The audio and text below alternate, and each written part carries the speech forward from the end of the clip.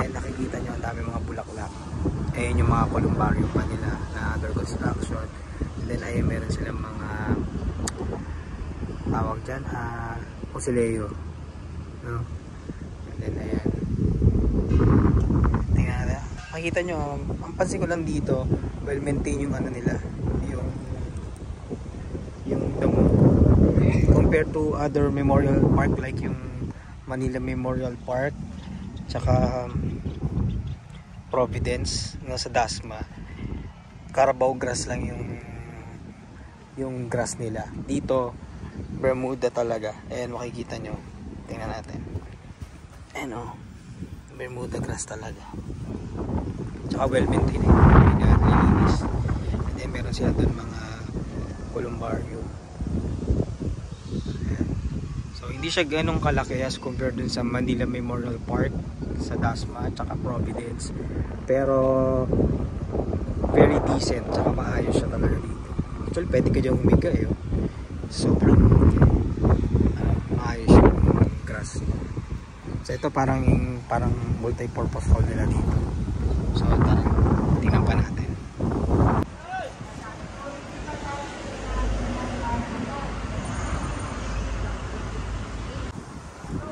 So ayan nakalagay ito yung pangalan ng lugar, Garden of Tranquility. So ayan, meron dito parking area para sa mga visitors.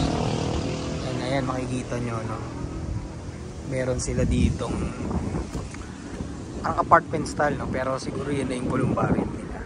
So puntahan naman natin doon yung may para mga sitting area. So tara, let's go. Ayan, no, laki din ang sukat nito, no. Ayan, no, tingnan mo. Oh, malaki din, oh. Tapos meron siyang concrete walkway. So hindi yan maputik pagka maulan. Especially pag may mga senior citizen kayo na naka wheelchair. So hindi hassle kasi maganda yung lalakaran.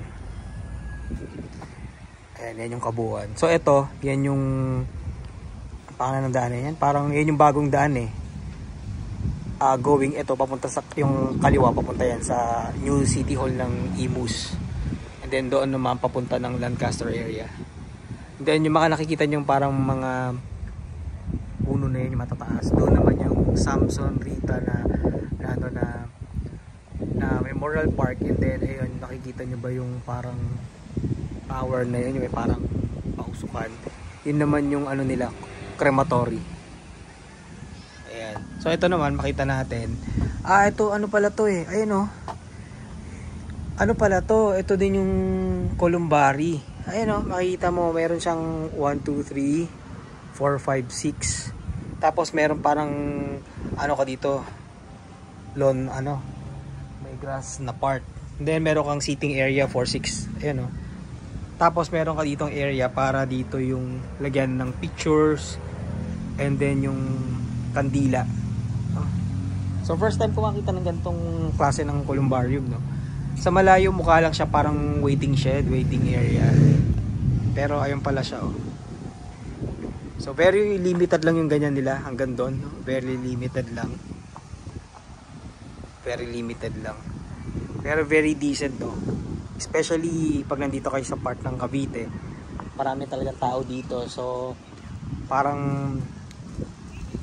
maganda rin na meron kang sariling investment sa ganito. No, ayan. Tsaka ayan, mapapansin nyo, ang dami mga bulaklak.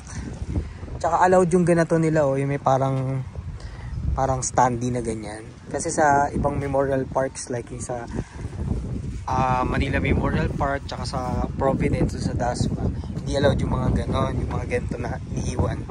Yung mga parang solar powered na na mga pailaw. So ayan.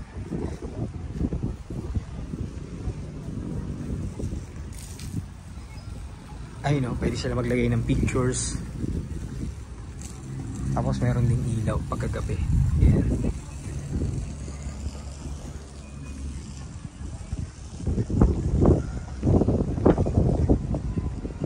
Well maintain yung mga Bermuda grass.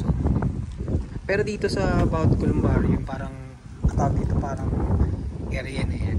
Pero parang silang plant box, no? Ayun, may plant box. Nagsiseparate to sa kabilang ano, columbary. Tapos meron silang tatlo yan. 1, 2, 3, 5, 6. So 6. And then meron din 6 na seating area. So ayan. Timba natin. And a garden of tranquility. No? So isa yan sa mga kilalang local brands ng Memorial Parks and Services and Chapels dito sa Cavite. So ayun, makikita nyo may mga ano yan, mga tawag dito musileo. Pero makikita mo kagaya niyang pink na yan, no? Hindi siya yung typical na musileo na makikita mo na medyo parang gothic ang style niya. Parang itsura niya is parang bahay na, kasi makita mo may parang gate, may aircon doon, tapos may balcony pa sa taas. Ito iba naman yung style niya, nakalagay karungkong rusit. Modern yung style niya kasi ay makita niyo yung mga parang wood accent na yan, and modern touch na yan. And then makita nyo glass na rin yung ano, yung kanyang window, no, na tinted.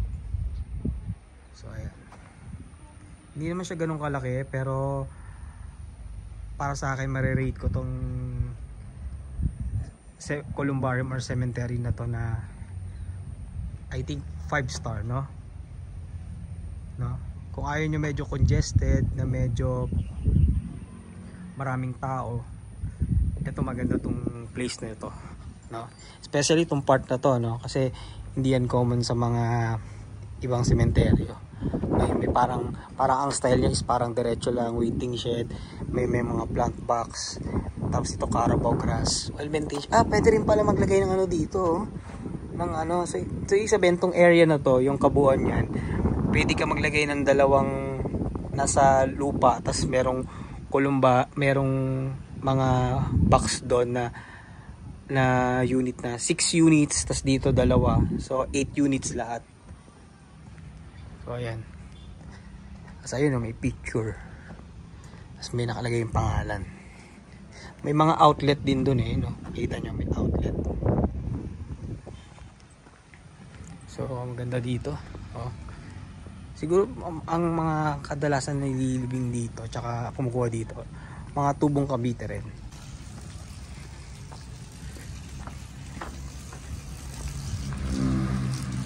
Tsaka ang napansin ko dito, yung mga may nakalibing niya na ganyan, medyo parang elevated ng konti yung ano niya, yung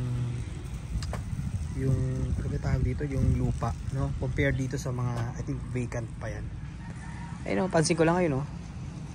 Elevated compare dun sa yung mga known na memorial parks, no? Mga Manila Memorial Park, Providence, mga heritage, hindi siya ganyan na naka-elevate, no? Ayan, no? Elevate siya. Yun ang mga napansin ko lang dito. So elevated siya ng konti, Bermuda grass, tapos allowed yung mga ganyan na parang iiwan sa mismong lupa, yung may parang solar lights, tapos pwede ka maglagay ng mga ayun, yung parang tawag dyan, yung parang decorations, no? Sa ibang memorial parks kasi hindi allowed yung ganyan, kailangan plain lang siya na damo, no? Ayan, ganda. Pangalan nito is Garden of Tranquility. Ayan. Ganda. And then kaya papansin nyo, no, kanina pinakita natin, yung parking area nila doon is hindi ganun kalaki. Yung kabilang side, ayun yung entrance. Pwede ka mag-park naman dun sa side. Ayun, no, may daan dyan, papasok ka.